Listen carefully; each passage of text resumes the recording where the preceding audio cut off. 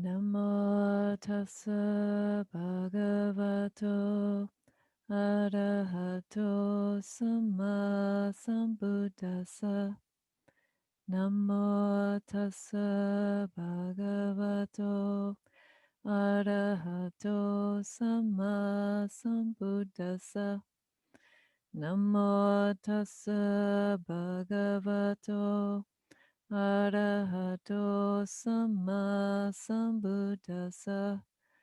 Buddhang Dhammang Sanghang Namasami.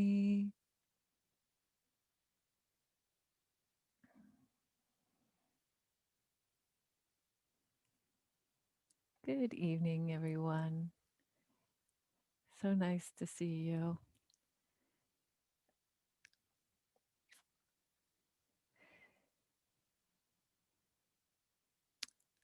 This evening, I want to talk a little bit about the path of practice, about what it means to be on the path of practice.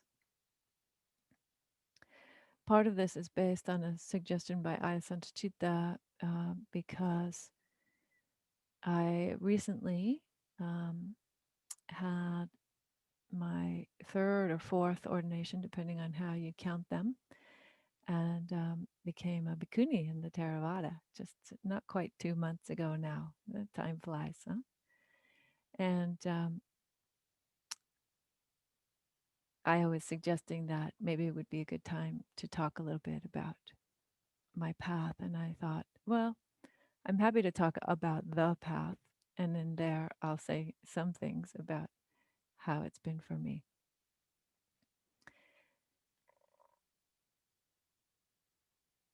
So, we talk about the way. This is called the Buddha way, or the noble way. This path that was set down, was demonstrated by this person, this Indian man, so many years ago, and many, many, many, literally millions of people since then.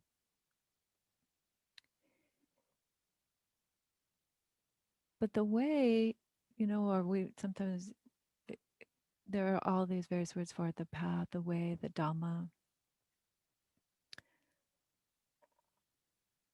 Really, if we understand Dhamma as something that's accurately describing reality, or the way is something that's accurately describing reality, then we must be within the way. We must have always been within the way. I must have always been within the way. And each one of you, whether you knew it or not, right? From the beginning of this lifetime and from long before that, most likely, you've always been within the way, the reality that the Dhamma is describing, that the Dhamma is pointing to.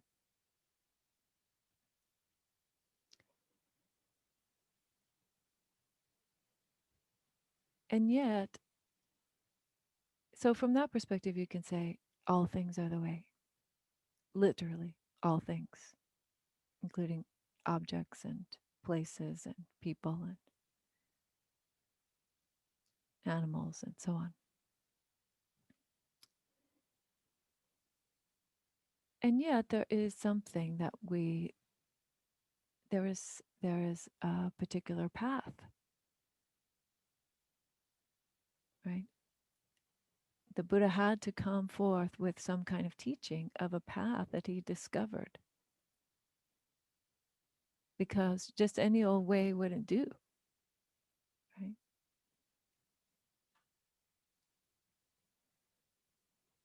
That wasn't the path of liberation that he just fell into.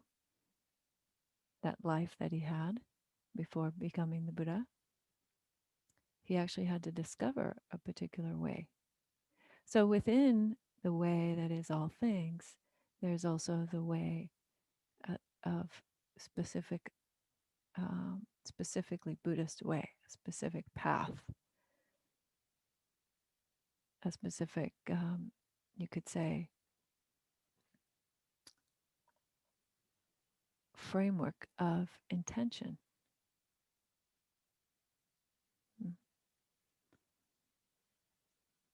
that we follow, that we discover, and that has been passed down to us from many, many people over the course of time. So why is it that the way is seeking itself? Why is it that the way has a particular path in this body and mind of any person who's practicing? You know, why is it that a path needs to be sought in the first place?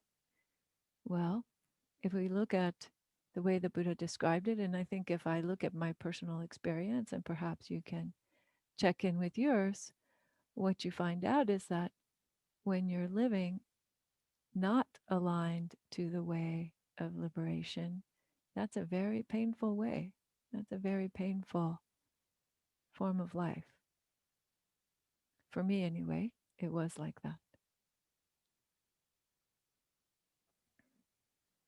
That when I was living out of alignment, when I was living in a way that wasn't in harmony with this understanding of what leads to suffering and what doesn't lead to what leads away from suffering, that was incredibly difficult. That was a very difficult way to go. So I would propose that there's no such thing as being blissfully ignorant. Being ignorant is of the path is actually not so blissful. At least for me, it was not. Uh, So you can't be blissfully ignorant for very long because life intervenes. Life shows you how all of those other methods of coping with suffering don't actually address the problem.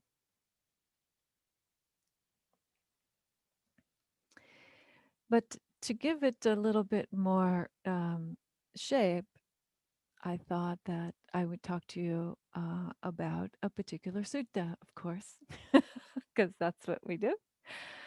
And the sutta that I want to talk about is one that I,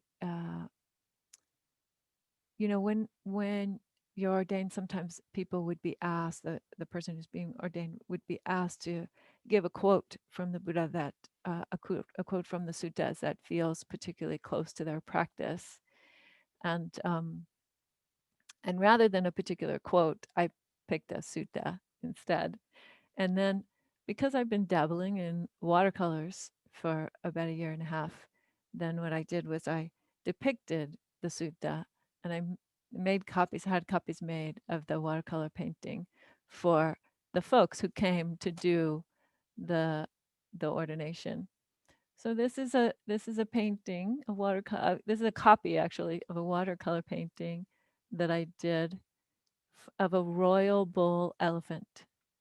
This is a bull elephant, and um, and it was great fun actually to. I mean, all the watercolor painting is great fun, but it was great fun to actually do this painting because this elephant looks very joyful. Looks like it's actually very very joyful, and that was the feeling that I was having when I was painting it, and also the feeling that I had from reading the sutta from the Buddha. So the sutta is from the Anguttara Nikaya, and it's 4.114, just in case anybody's interested in looking it up, from the numbered discourses in the Book of Fours, number 114. And it's called a royal elephant. And it's the Buddha talking about the path of practice using this simile. of a royal bull elephant. Now, mind you that before he was the Buddha, right, he was the son of a ruling family, a Kshatriya family, and they would have had plenty of royal bull elephants, of their own. So he was speaking in a way from his own experience. Today we might think of it as equivalent to like a Ferrari, maybe, or a Hummer or something. I don't know. but but he starts out the sutta by saying that a royal bull elephant is a like what does it the sutta? So this is I'm using Bhante Sujato's translation. He says it's like a factor of kinship or of kingship, meaning that it's this being was like a precious commodity, a wonderful thing to have. And then he says that the royal bull elephant has 4 attributes or does 4 things. And that's why it's in the Book of Force. And then he relates that to how a practitioner practices the path. So the 4 things are listen, destroy, endure, and go fast. Listen, destroy, endure, and go fast.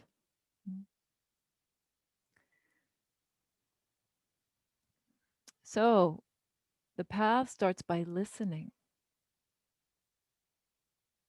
By listening. Not by sitting down and meditating, not by purifying your heart and mind right off the bat. That might happen. In fact, that we'll see in a moment. He's going to suggest that. But that's not where we start. We start, and I would suggest we start over and over and over and over and over again. At least I do start over and over and over and over again by listening to the Dhamma. And listening, I would suggest, in a very kind of personal, intimate way, like really taking it in. I know that might sound obvious, but it's actually not always the case, right? Sekihara Roshi, the master who ordained me the first time back in 2007, used to say, you hear the Dhamma and then you say, oh yeah, it's like that, as if it were somebody else's problem. Oh yeah, it's like that, as if it were somebody else's problem. But no, it's your problem. It's your problem. So to listen to the Dhamma in a way that it's speaking directly to you is very important. I would say for me, it took a long, long, long time for that to happen. I first encountered the Dhamma in my early 20s. I was living in Miami, Florida at the time, and I encountered the Dhamma through some books and by going out to a tiny, tiny little meditation center where there was Zen meditation center where there was just one nun who was there teaching people meditation every Saturday and every Sunday, weekend after weekend. That's all she did. And I think basically throughout all my 20s, I listened to the Dhamma from the perspective of whether it agreed with what I already thought. I was like, oh yeah, Buddhism is the best. It's the greatest. I love this stuff because it sounds like just what I think. You know? So when I heard the Dhamma, I felt this very deep resonance. I like to say, like, I felt struck like the bell must feel when we ring the bell, like this resonance throughout. But that that was still, although it was deeper, because it wouldn't have stayed with me if it wasn't deeper, the way that I was relating to it was from my intellectual standpoint, from my conceptual standpoint. And then later on, I think probably in my 30s or so, I started listening to the Dhamma a little bit more closely from the inner perspective, and the way that the Dhamma was speaking to the kinds of suffering that I was experiencing, the kinds of confusion that I had in my life, and the way that and really thinking like there must be a better way, really. There must be. I laugh about it now, but it wasn't funny then. It was actually very, very difficult time in my life. But really thinking like there must be a better way. And I think the Dhamma is talking about that. So I should be listening in a different way. So I shifted, started listening to it from the inner perspective. And then eventually I was able to listen to the Dhamma from the outer perspective. Like again, something that was beyond my experience. I could listen to Dhamma that was beyond my experience and start to take that in, or start to sit with it, or start to be curious about it.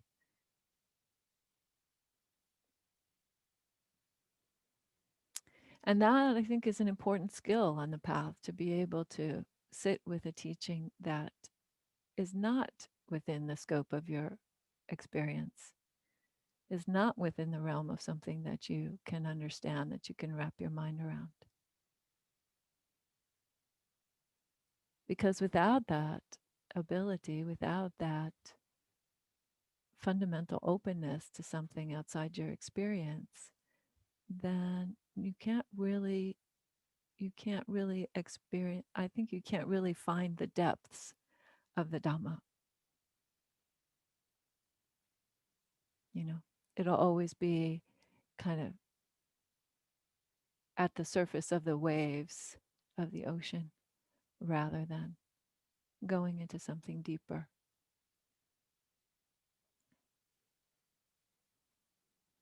So, a real intimate kind of listening and a kind of open listening is what the Dhamma is asking us to do. The Buddha says specifically, pays heed, pays attention to the awakened ones, to the enlightened ones, to the realized ones.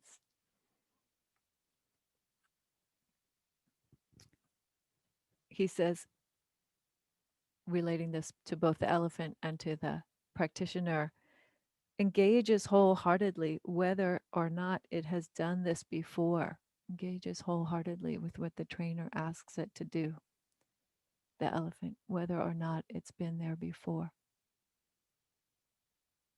Right.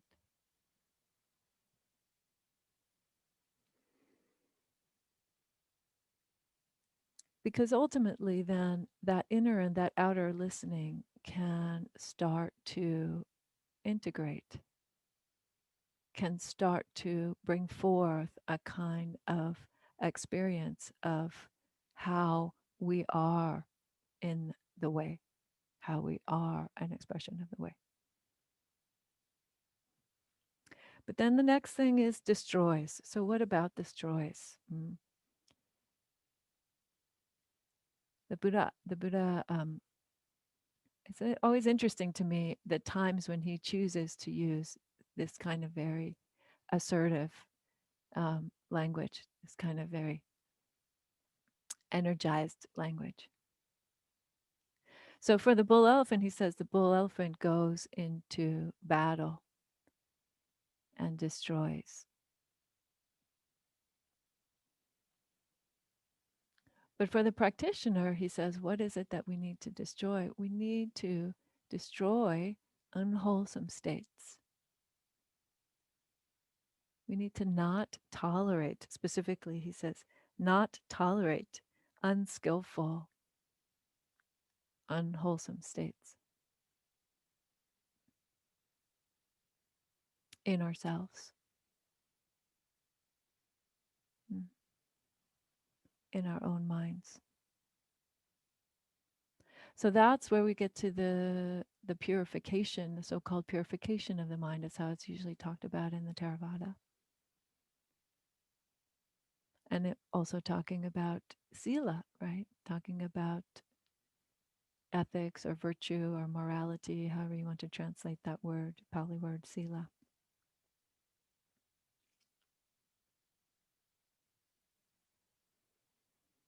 So the unwholesome states are usually defined as three in Theravada tradition: sensual desire, ill will, and cruelty is the last one, or harming. Um, and there's a very interesting sutta. We were just going over this recently. Another group that I've been talking to, and there's a very interesting sutta in which the Buddha speaks about before he was the Buddha, and while he was a bodhisattva, he says, I divided up my thoughts into wholesome and unwholesome thoughts, skillful and unskillful thoughts. And then I, um, when the unskillful thoughts came up, he said, I looked at them and I said, oh, this obstructs wisdom. This leads to more affliction. This does not lead to nibbana. And when I did that, when I looked at them that way, then they would dissipate.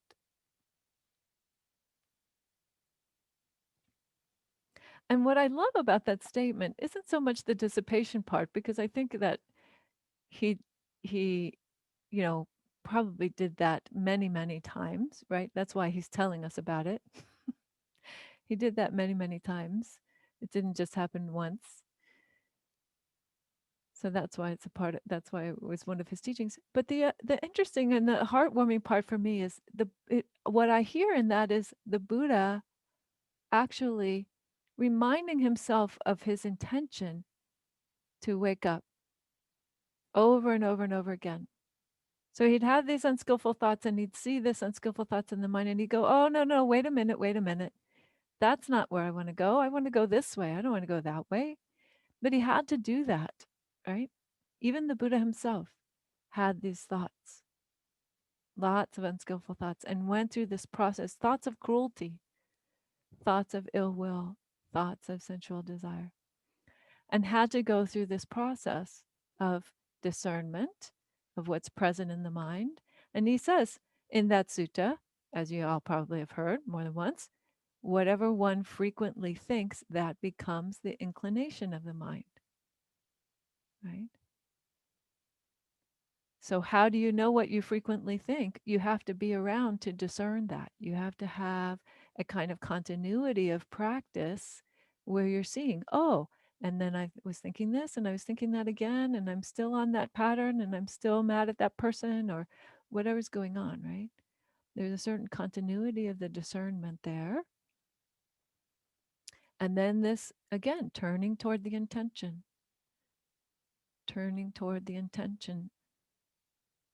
to wake up, to go toward liberation.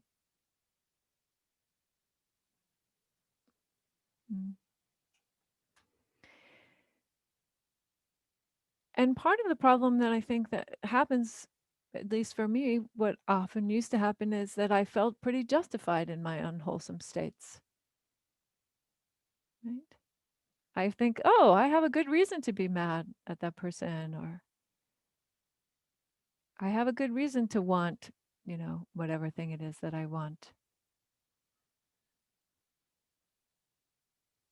better house or whatever it is. But then what happened was I learned that whether I felt justified or not, it was still causing me that harm. It was still, as the Buddha said, it was still leading to affliction. Some of you may have already heard me tell a story, but I'll tell it again, that when I first moved into San Francisco Zen Center, so that was a couple of years before my ordination, I moved into Zen Center after having taken my lay precepts, my 16 Bodhisattva lay precepts, which I still maintain, still practice and carry. Um, and I would wake up in the morning just furious, just in such a rage. Every morning I would wake up mad. And it wasn't because of the sound of the wake up bell or because of, what I dreamed about or what time of the morning it was or, you know, what I had to do that day. It wasn't about any of those things. In fact, it wasn't about anything actually that I could figure out. It was just this ongoing carrying of this rage that I had been carrying for a long time. And so I went and I spoke with my teacher at that time, Shosan Victoria Austin, and I told Shosan about it, and she said, I think you could do with some metta practice. I think that that would help you. Mind you, that metta practice is not a part of Zen at all, but she was familiar with it, and she knew that one of the reasons that the Buddha recommended metta practice for folks was as a remedy for anger and for fear, a way to address those feelings. And so Shosan encouraged me to do some metta practice. I think not thinking that I would still be doing it today.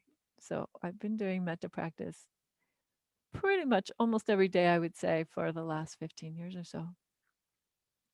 And I'm going to keep doing that now. Now I'm up to like 3 times a day. So I'm pretty much on a roll. I think I'll probably just keep on doing that for a while. It's literally changed my life. I don't wake up in a rage. I haven't woken up in a rage and I can't remember how long. Um, but it's changed my life in many, many ways. And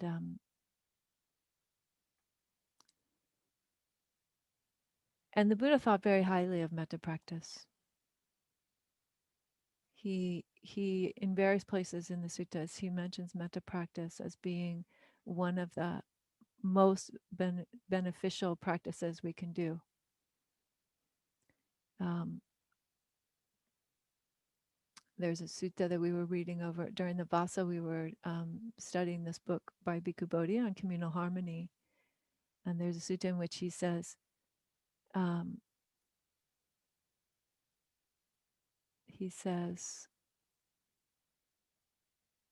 something along the lines of like the basic breath practice is not worth 1/16th part of the metta, of the benefit that you get from doing metta practice. Or there's the Valama Sutta in which he says he goes through all kinds of practices of like giving to the monastics or taking the refuge in the Buddha or practicing the jhanas and practicing different kinds of states. But then he says, even more beneficial than that is practicing metta for what? For the length of time it takes to pull a cow's udder. Like that, like about that amount of time. And only higher, and the only one he mentions higher than the metta is the perception of impermanence. He says the perception of impermanence is the highest. For how long? For the length of a finger snap. For the length of a finger snap. But anyway, metta practice came into my life, and I'm extremely grateful for that. And it was one of the ways that I destroyed rage in my life. And I began to see very clearly how silly it was to even try to justify it. And then the next one is endures. Endures. So the elephant endures the thunder of the drums in battle and being struck and things like this in the battle. And the mendicant endures what? Endures, he says, cold, heat, physical pain, mosquitoes, harsh criticism. These are the things, he literally lists those in that order, right? And then he ends after the harsh criticism. He ends with extreme physical pain, disagreeable, life-threatening physical pain. So that's a little bit about the practice with death, and I'm not going to go into a lot of detail about that. But I do want to say the part about enduring cold and heat and mosquitoes and criticism and all of these things. I mean, you could take those things literally, for one. You can take those things literally, like try hard not to complain about the temperature in the meditation hall the next time you get to go to sit with a lot of people, something along those lines. But I think that another, perhaps a context to put it in is something like put yourself in the practice wholeheartedly. Know that the practice is not about you getting your preferences met. The practice, one of the key aspects of practice, I would say, especially after having practiced in some pretty, varied practice environments, things that were are very comfortable, like here at the Vihara most of the time, things that were very harsh, practicing at home. I was a lay practitioner for 20 years before I was ordained. Um, it's not about meeting your preference. A big part of the practice is about learning that you can be happy and thrive and be well and peaceful without having any of your preferences met, actually. That you can arrive at a place in your practice where your mind and your heart are steady enough that you're not dependent on the external conditions for your happiness. And whether that's a happiness that's kind of induced through doing the Brahma Viharas practices or working with the jhanas and the deep concentrations or any of the deep concentration states, or like that, like the Anapanasati. So this, you may have noticed that the meditation we did today was about the first half, the first two uh, quarters uh, from the 16 steps of mindfulness of breathing, right? So we did the first grouping, which is about body, coming into contact with the breath, the length of the breath, short or long, coming into contact with the whole body, and then settling the whole body, right? And then the second half is joy and happiness that comes from that tuning into the body, relaxation of the body, settling ourselves in our seat, in our place, and finding that joy in the present moment, right? Joy and happiness are the next two steps.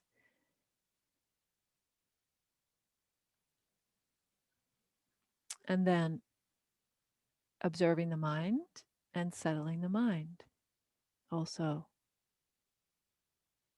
then we didn't go into the next part, which is mind, observing the mind, but then the one after that is gladness, gladdening the mind. So joy in the practice is very helpful because it gives you a kind of independence from looking for the joy or the satisfaction in other places. And then you can endure the cold or the heat or the painful criticism or the achy knees or whatever it is that's going on. Not that you need to be, you know,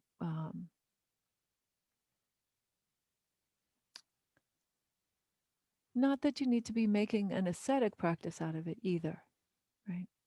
I mean, the Buddha was very clear that mortifying the body is not the path to freedom from suffering either. But he was definitely pretty, pretty austere in his understanding of the middle way. So, so I invite you to take that um, as a pointer, and as a reminder also that the training is not meant to crush you. The training is not meant to push you. But again, it's meant to shift your understanding of what it is that's really that's really fundamentally necessary, right? The Buddha says, I believe it's in the Dhammapada, says that it's important to know the essential from the inessential and to leave behind the inessential. Know the difference between the essential and the inessential and leave behind the inessential.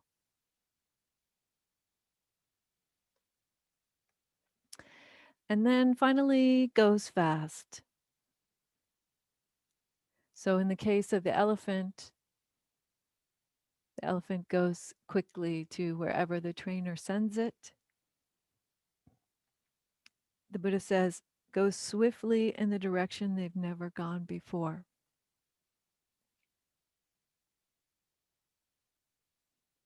And then again, the mendicant, and this is, I'm going to read this because I think the words are so lovely. How does a practitioner, how does someone on the path go fast? It's when they swiftly go in the direction they've never gone before in all this long time. In all this long time. That is the stilling of all activities, the letting go of all attachments, the ending of craving, fading away, cessation, nibbana.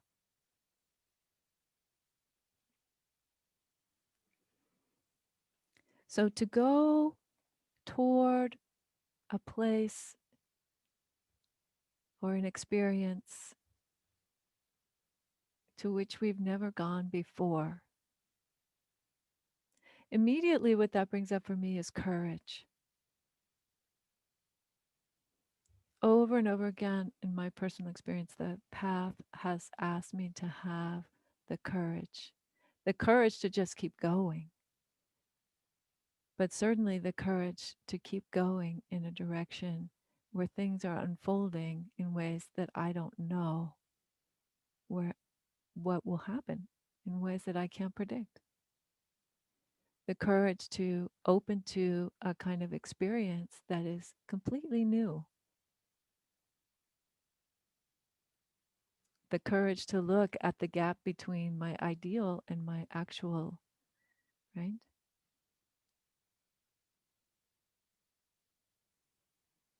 To see the ways in which I sometimes fall short and be willing to continue to see them and continue to work on them. So I think that the path is asking us for a tremendous amount of courage, and not a kind of courage that's based on the self, based on this kind of like, do you know, maybe you know what I mean.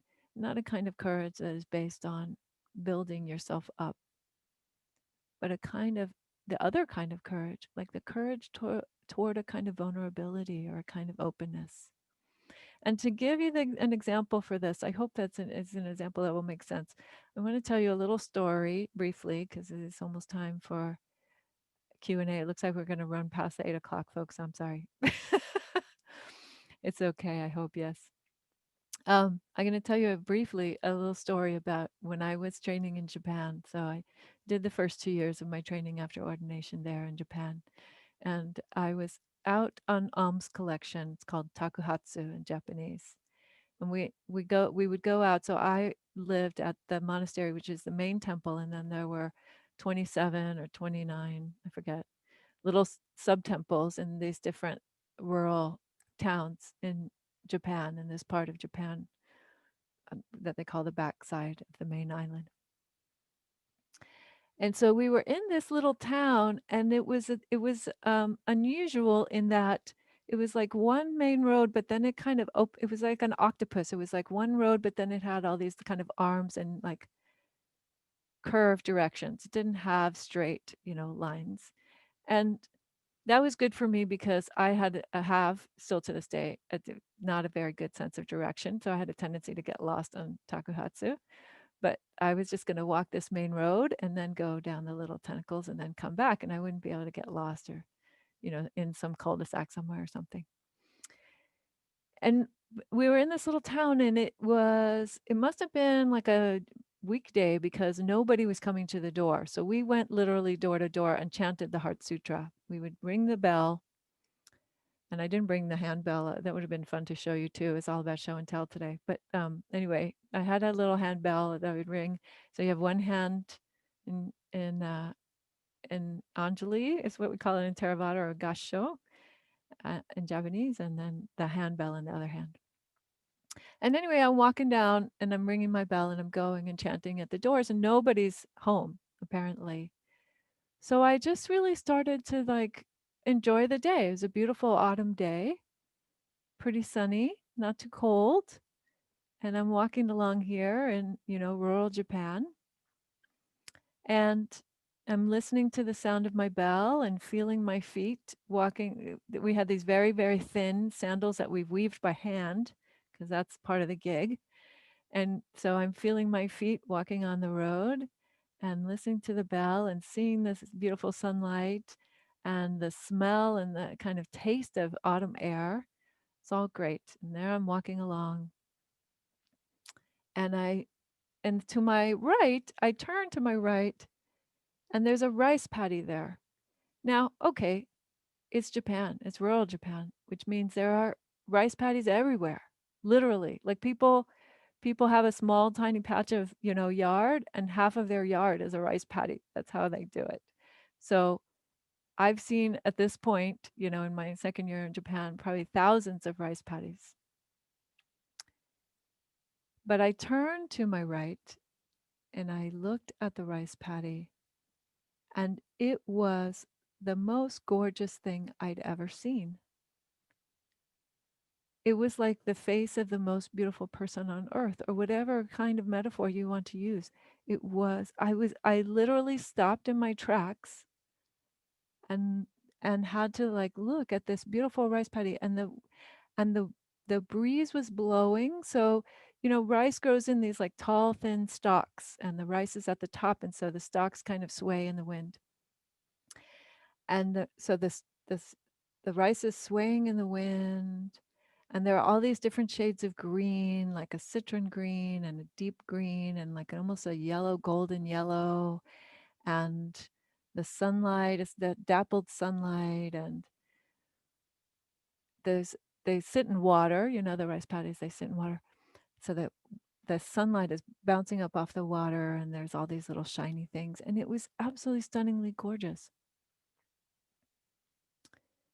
And I just stood there and looked at it for a while. And then at some point, I'd kind of drank it up, and then I'd had enough and I kept walking. But to this day, I can remember that image of that rice paddy and how beautiful it was. And what happened in what I know now on reflection is that was just a moment of deep mindfulness, of absolute clarity of mindfulness. There was no separation between me and what I was seeing. There was no concept about it at all. It was just a momentary, like, boom.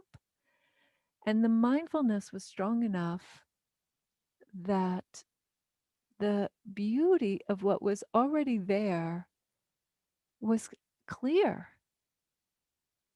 And when I thought about it and have thought about it over the years, I realize now that up until that point, and I was like, what, in my early 40s then? Up until that point, I think that I had looked at everything in my life as if I'd already seen it. I'd never had a fresh look at anything until then. And it opened up a way of experience. It opened up a door of experience that was completely new and completely unexpected. So I want to suggest that, as the Buddha says, go swiftly in the direction where you've never been. We can't know in our path when those doors are going to open up. So we can just keep going wholeheartedly,